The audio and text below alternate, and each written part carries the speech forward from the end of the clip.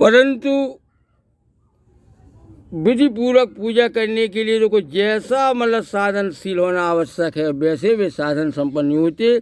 उनकी पूजा अर्चना किस गुण की होगी, यही अर्जुन का प्रश्न है। बहुत से क्रियावान लोगों की क्रिया के प्रति ऐसे श्रद्धा होती है, परंतु जिस प्रणाली से क्रिया करने पर ठीक विधि संगत साधना होती उसको भी नहीं जानते। यहाँ पर कनिष्ठ इस प्रकार के क्रियावान क्रिया के फल की प्राप्ति में समर्थ होते हैं या उससे वंचित हो जाते, यही तो बोले अर्जुन का मतलब प्रश्न है।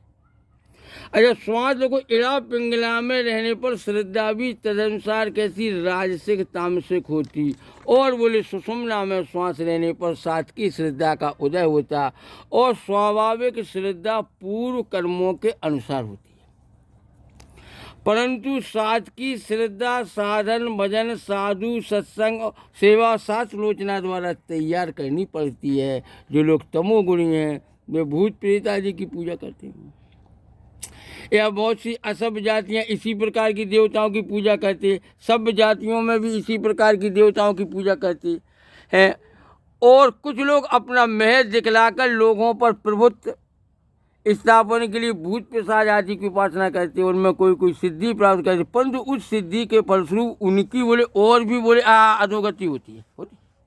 कोई पंचभूतों के उपास, भाई जब भूत की उपासना कर तो भूत ही नहीं बनना पड़ता, वही को नारायण चिंतन करता।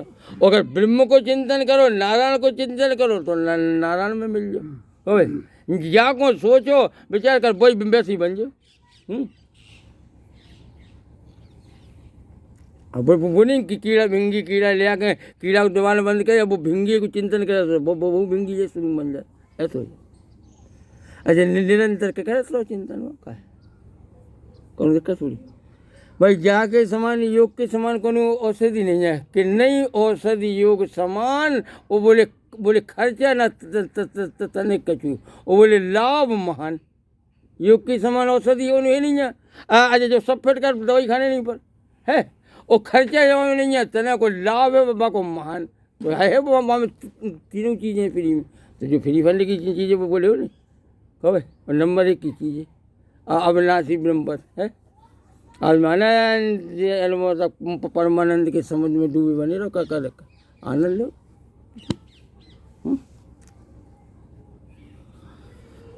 अच्छा, फिर कहा वो ऐसी स्थिति में कि चाहे दुख हो चाहे सुख लाभ हानि बाको दिक्कत नहीं भाई, वो तो हरी इच्छा को वाली नहीं है।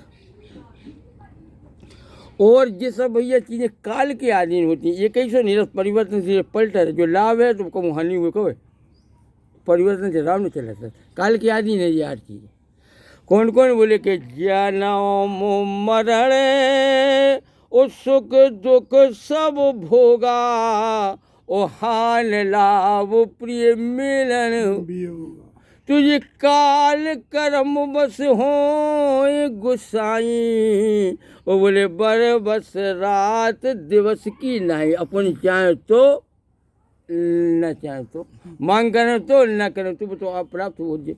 तो बोले कि सुख हर सही जड़ दुख बिल गाई, और दो सम धीर धरे मन मांगे। धीरवान है बुद्धिमान है, दो स्थितियों में संबंध है।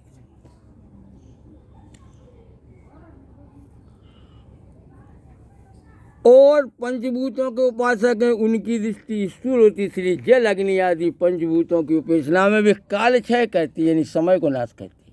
परंतु जल और अग्नि के भीतर जो एकमात्र देवता है उनको भी नहीं जान पाती, इसीलिए वे अमृत को प्राप्त न करके मृत्यु लोक को प्राप्त होते हैं।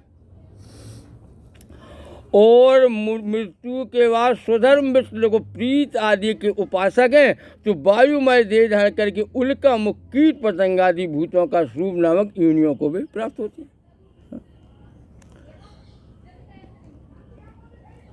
अच्छा, पूर्व काल में हिरण्यकशिपु रावण आदि ने जो घोर तपस्या की थी, और तपस्या के फलस्वरूप उनको ऐश्वर्य शक्ति और समृद्धि प्रचुर परिणाम में प्राप्त हुई थी।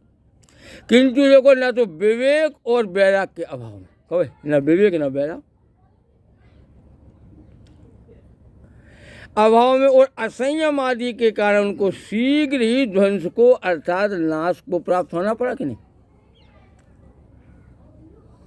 तो अब जो विवेक दो कि ये कि ऐसी प्राप्ति करने के या को नाश हो जाए कि जो ऐसी प्राप्ति करने के अविनाशी है। अबे इसी कारण आश्रित तपस्या करने से कोई विशेष लाभ नहीं। जिनकी देह और इंद्रियां खाद्य के अभाव में दुर्बल हो जाती, उनकी विषय शक्ति कम नहीं होती। लोग बस में सकाम तपस्या में अपने को नियुक्त करते हैं, इसके द्वारा मन और बुद्धि और भी मलिन हो जाती और वे आत्म दर्शन के अनुपयुक्त हो जाती। देखो जो हित हो अर्थात जो देखने में देखो मनोरम जान पड़े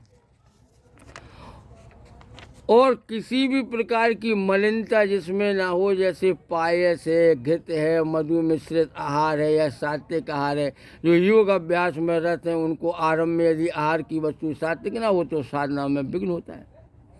और जिन्होंने साधना में उन्नति प्राप्त की है, बहुत देर तक प्रतिदिन साधना करती है, उनकी श्वास की स्थिरता बढ़ती है और स्थिरता बुद्धि के साथ उनके आहार का परिमाण क्रमशः लघु हो जाता है। इससे शरीर दुर्बल या रोगग्रस्त नहीं होता। कड़वा, अम्ल, लवण, उष्ण, तीक्ष्ण, दिव्य रुक्ष ग्रहण करते हैं। मिर्चा, मरीच, राजसिक आहार है, खाने पर दुख और सुख होता है। और अच्छी तरह से जिन वस्तुओं के सेवन में मतलब सुख दुख का व्याधि उत्पन्न होती, वे राशि देखो लोगों को प्रिय होते हैं, है ना। और यथा कटु जैसे निम्न, चिरायता आदि, अति अम्ल कच्ची इमली, आंवला, अति लवण, अति उष्ण जैसे जलता हुआ भात आदि, दूध आदि जिससे जीव जल जाए, अति तीखा जैसे तीखा, मिर्ची, मिर्च आदि, अति रुक्ष जो पदार्थ रूखापन पैदा करे जैसे काकुनी, कौंडो आदि, स्नेहीन चावल का भूंजा, चने का भूंजा, अति विदाई जिसको खाने पर पेट, छाती, गला जल उठे जैसे सरसों, यह सब भोजन के साथ कैसे मतलब दुखप्रद होते हैं, क्योंकि शरीर में कष्ट का अनुभव होता और इसका मतलब परिणाम भी दुखजनक होता, क्योंकि इसके द्वारा व्याधि उत्पन्न होती। इन सब वस्तुओं के सेवन से शरीर अस्वस्थ हो जाता, साधना में विघ्न उत्पन्न होता। इसलिए क्रियावान लोगों को इस विषय में सतर्क अथवा सावधान रहना चाहिए।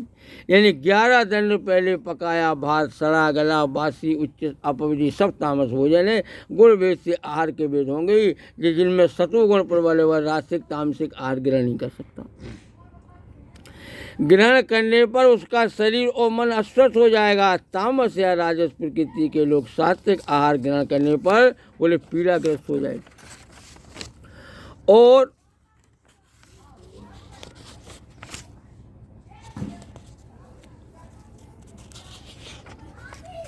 निश्चय रास्तिक तामसिक लोग यदि धीरे धीरे सतोगुण युक्त आहार ग्रहण कर सकें तथा सत्वरूप रूप कार्य और चिंतन आदि का अभ्यास करें तो उनका स्वभाव या भी धीरे धीरे परिवर्तित हो जाएगा।